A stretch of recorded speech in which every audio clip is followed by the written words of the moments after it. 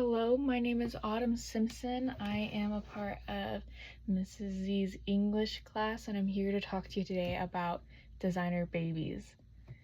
I have my notes to the side of me, so if I'm looking off, that's what I'm looking at.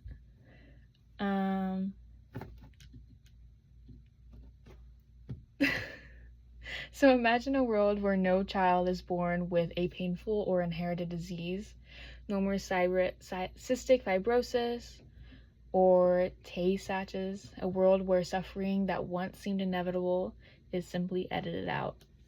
Thanks to modern genetic tools like CRISPR, that world is no longer science fiction and is a real possibility, and one that we should embrace carefully and ethically. So what is a designer baby? A designer baby are babies whose genes have been intentionally selected or edited before birth, usually to avoid diseases and sometimes to enhance traits like intelligence or appearances. There are two ways to go about this. The first is through selection. Parents use genetic testing on embryos, usually created through IVF, and choose the ones without harmful genetic conditions. And then there's editing, where scientists would go into the embryo and change the DNA before it's implanted using tools like CRISPR to fix or alter certain traits or genes. What is CRISPR? CRISPR is a gene editing tool. It's like a super precise DNA type scissors.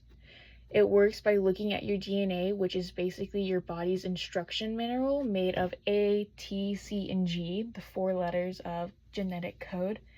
I don't know why I put that. But sometimes when our genes are creating us, they can create mistakes or typos if we're using like a code, like how I have it written out, that can create diseases. And then CRISPR would use a special guide molecule, which is just like a GPS for your DNA and body, to find the exact place and where that DNA needs fixing. Then it would use an enzyme called Cas9 to cut the DNA at that spot, and then the scientist can remove the genes, replace them with a healthy version, or turn off certain genes.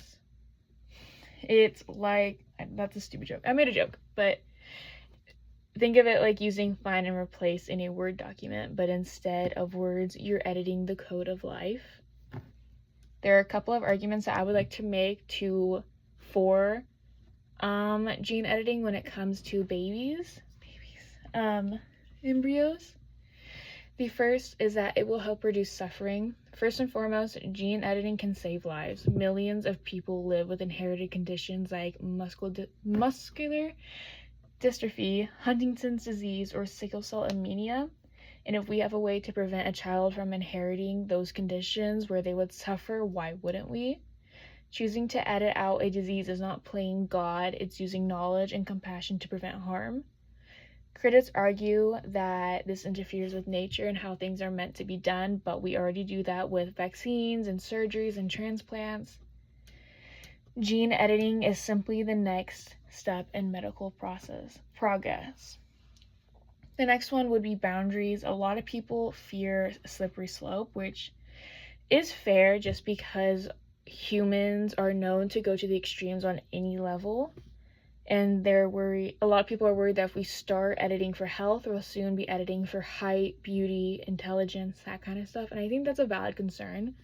But the solution isn't banning gene editing entirely, it's just setting like firm and legal boundaries. If we regulate gene editing the same way that we regulate organ donation and fertility treatments, we can restrict gene editing to therapeutic uses only. Countries like the UK already have ethical frameworks in place to do exactly that. The difference between prevention and enhancement is clear. It's just up to us to uphold it. And the third argument I would like to make is about public safety. This isn't just about individual families. Genetically preventing diseases also reduces long-term healthcare costs and relieves pressure on the medical system. Parents who carry dangerous genes like the BRCA mutations or hemophilia often live in fear of passing them on. Designer baby technology gives them hope and agency. It's not just about perfecting the child, it's about protecting them. I understand that there are a lot of risks when it comes to genetically and changing babies, and mistakes in editing could cause unknown problems. But that's why we don't rush these sort of things. Clinical trials, regulations, and international oversight are key. We must not confuse cautious progress with reckless use. The solution to bad use isn't no use, it's smart use. Thank you.